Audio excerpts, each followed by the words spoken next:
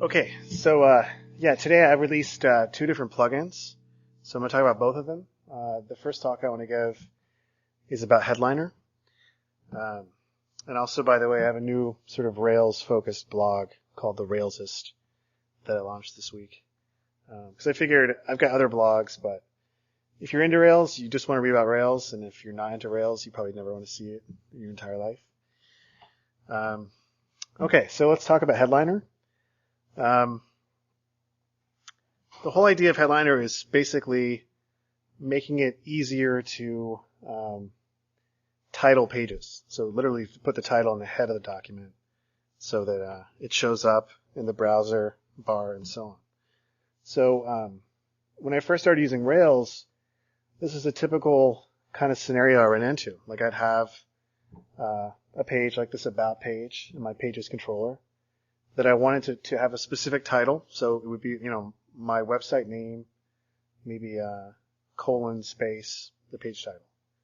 So you've got this method in your controller where you're actually setting a title variable. And then in your layout, you might have a little test there where you automatically include the name of the website in the title. And then if there's a title specifically present, you'll include that as well along with the separator.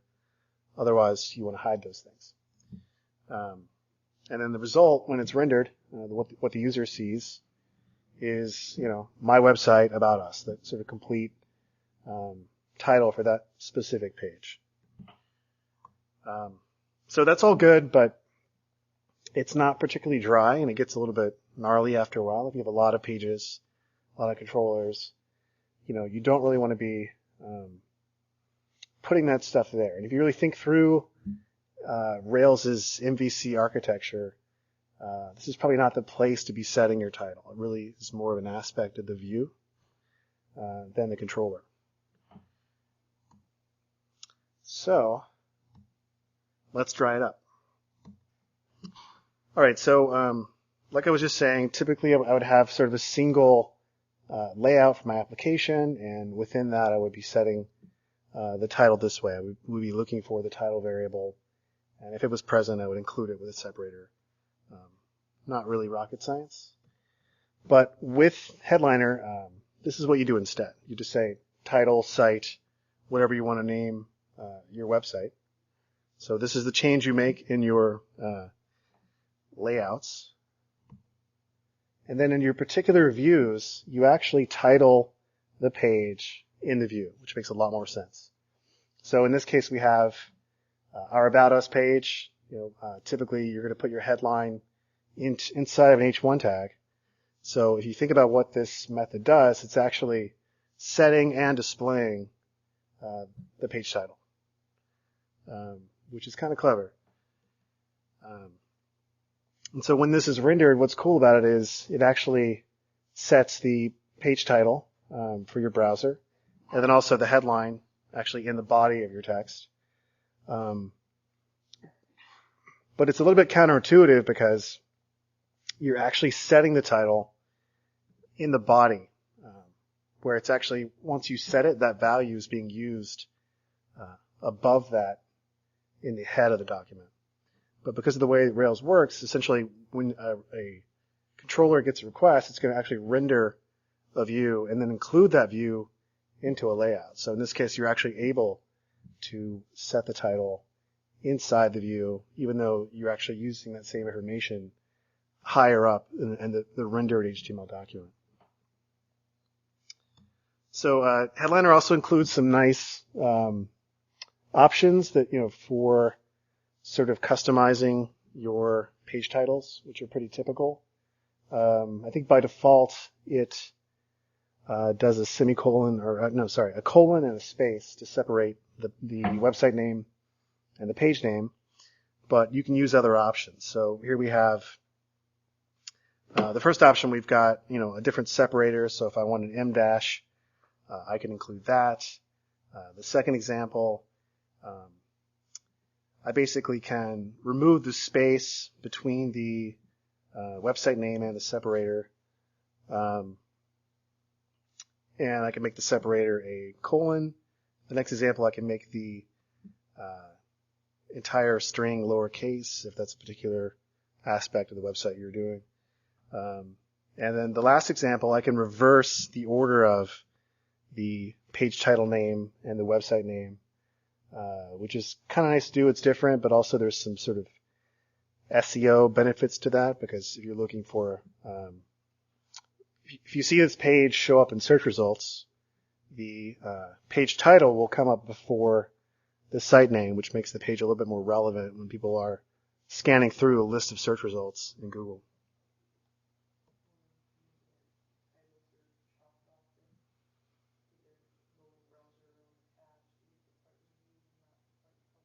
Yeah. So Rob made a good point. If you're browsing a website through a PDA or some other mobile device, and you've got a very small screen, the part of the page title you care about is actually the page, not the site name. So by putting the page name first, people can see more of what that name is. So Headliner also includes kind of a fun alternate form of usage,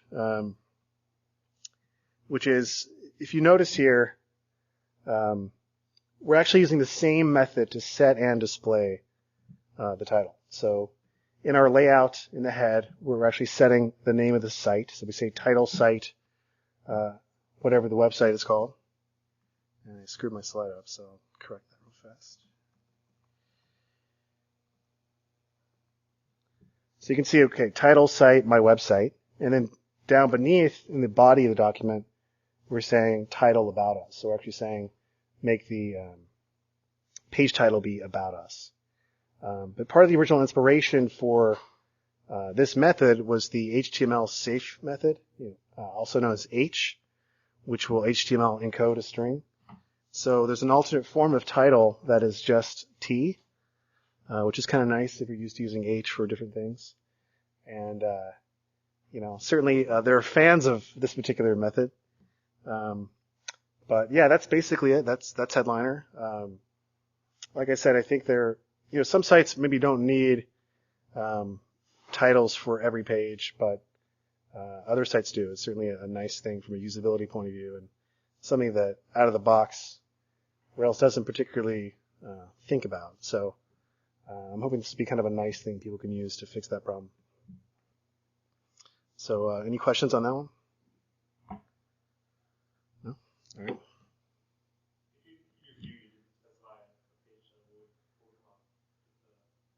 Just the website name.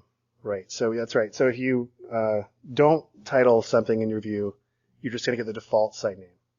So, right. Yeah, the separator is only included if there is a specific page name. And it's actually, I thought for a while about including the headline tags automatically around the title. So if you said title this page, about us, it would spit out H1s. But by not doing that, it gives you more flexibility. You might be, putting your page title in other parts of your page.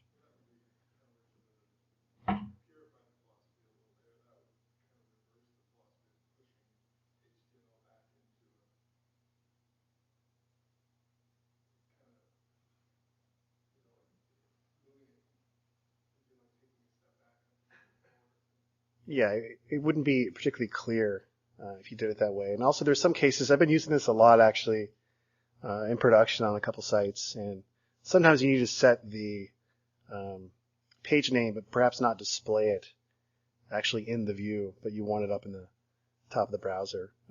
So by not forcing you to display particular markup, it's flexible that way. And of course, you can download it at the Rails list.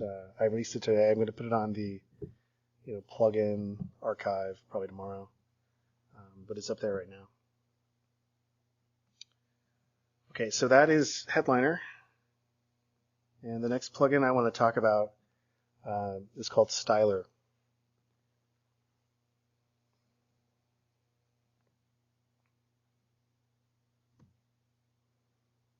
Okay, so Styler, as you can probably guess, has to do with style sheets, specifically drawing up the process of sort of including and configuring style sheets.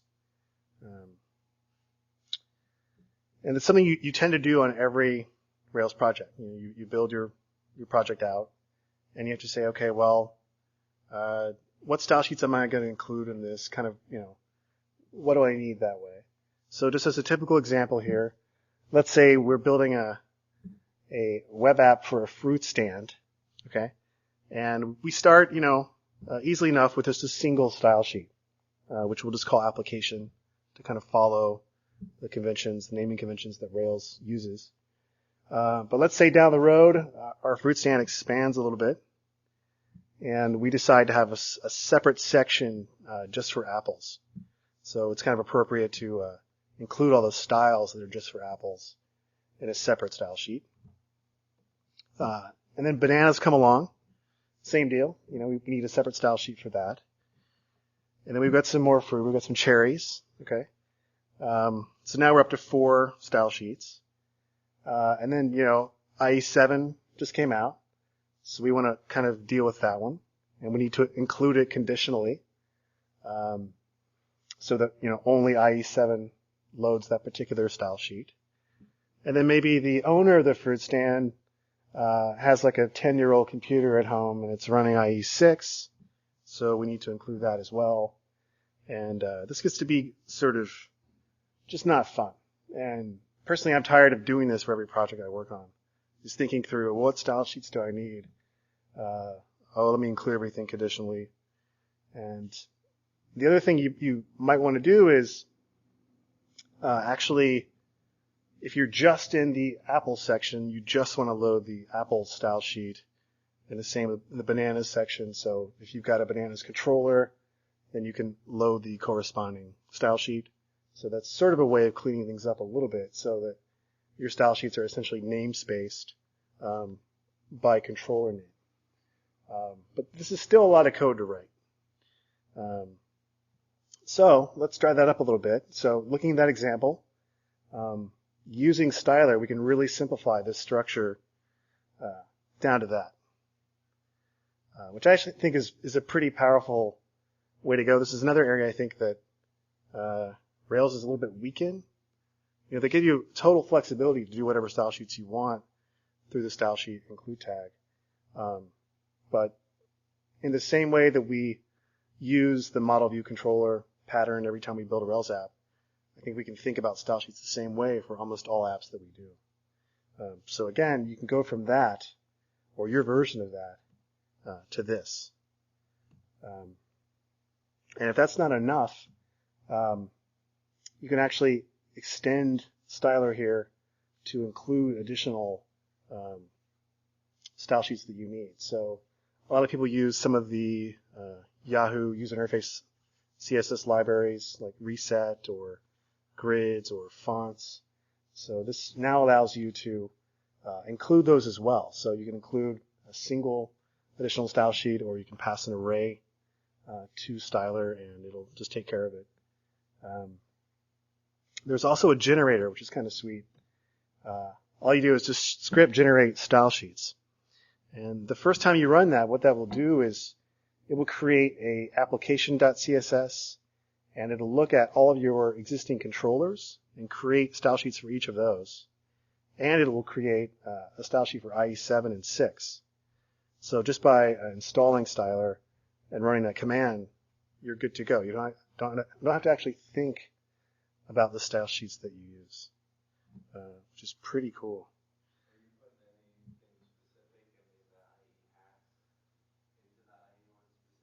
Yeah, it includes the conditional comments, and it includes support for IE7 and 6. So what that means is that if you're using styler and you run that command, it'll create those style sheets for you, and then when IE7 loads your page, it'll look just at the IE7 style sheet, and same with IE6. No, they're just blank. And the nice thing is you can run script generate style sheets successively, and it'll keep checking to see if you have new controllers that need new style sheets. And it actually, I made a choice not to have it try to overwrite what you already have, because that, typically you probably already have a pretty built out style sheet, and you don't want to run the risk of like nuking that. So better for it to just add new sheets if you need one. And so basically to just sort of run back over the convention a little bit that I'm using. So what you do is you include your global styles in application.css, and then for each controller you have, you create a separate style sheet that has all the styles for any pages within that controller. And I didn't show it here, but there's another aspect to it, so that if you have a particular action in the controller that needs a lot of additional styles, or maybe changes some of the default styles within a controller, it also supports controller underscore action name.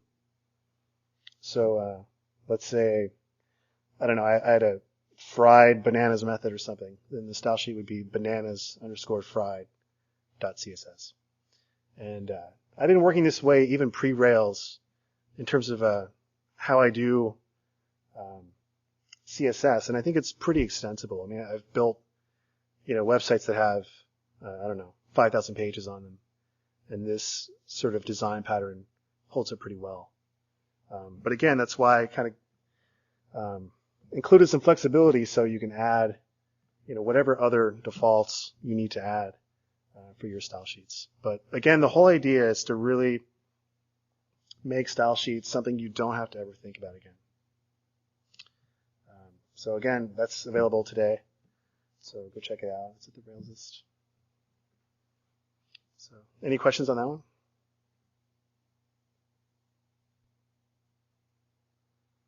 Do you agree with my assumptions about CSS? Like, how do you guys do stuff like that?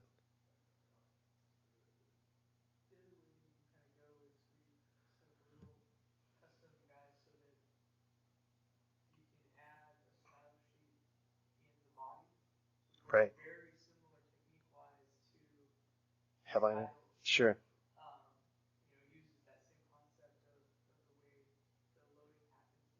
Sure.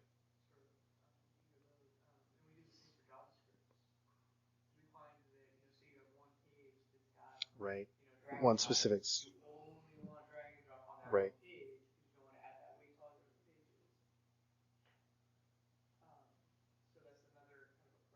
Yeah.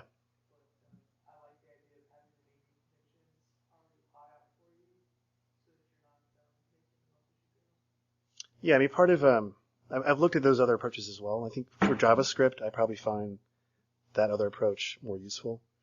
But for the CSS, I kind of like the idea of having it all in one place, namely the style sheets directory in the public directory. But yeah, I think that, I mean, if you can think of any other things I can add to this, I definitely will do it. But like I said, the whole idea is just not having to think about it at all. I think it's just another way you can speed up your development process by just letting go of that.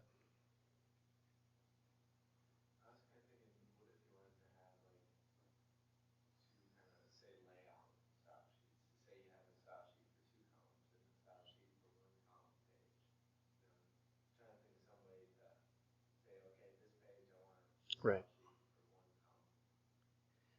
That's my next goal probably is to look at some way to pass blocks to it. So you could, write your own conditional stuff, if necessary. Because I do have, yeah, it's like, sort of like if the controller's this or the action's this, then include this one. So being able to take that entire logical block and pass it to style sheets and just let it do what it's supposed to do.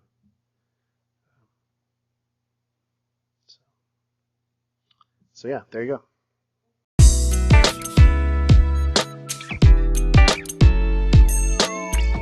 That concludes this episode of the SD.RB podcast. See you next time.